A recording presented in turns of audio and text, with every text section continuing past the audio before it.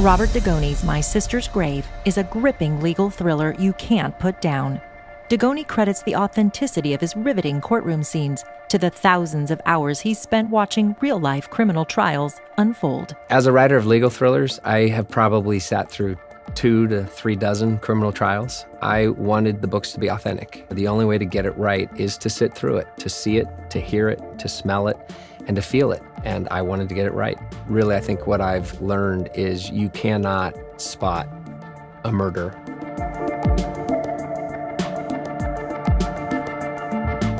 I sat through just a brutal murder case with a young man, 26-year-old young man named Connor Shireman, living across the street from this woman and her sister and the 2 little boys. The husband was in Iraq, serving in the military. Never talked to him, never spoke to him, never had a word with them. He gets up in the middle of the night, arms himself with combat knives, walks across the street, climbs through the basement window, walks around the house, goes upstairs. 2 little boys get up, they must have heard something, slaughters them. Then he slaughters the 2 women. Then he positions the 2 women in bed, and he climbs in bed with them for a while, they suspect. Then he gets up, he takes a shower, he leaves his clothes in the bathroom, he puts on some of their clothes, and he leaves to get gasoline to burn the house down. And so I'm sitting in the courtroom the first day, waiting for the opening statements, and I'm waiting for this young man, never had a parking ticket, to come walking into the courtroom.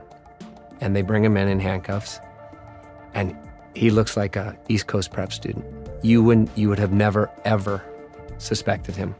He could have knocked on my front door and asked my daughter out, and I wouldn't have thought anything of it.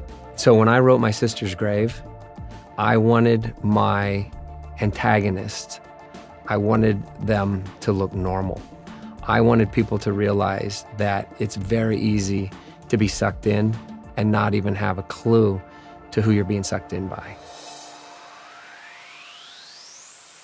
When you close that book, you're haunted by what happened. There is no justice when someone dies. You can get someone convicted in a courtroom for the crime, but it doesn't heal the hole that's left in the family and in the community, and that's what I wanted to capture. I wanted people to read My Sister's Grave and understand that there's an ending to the story, but there's never an ending to the loss. The loss will always linger.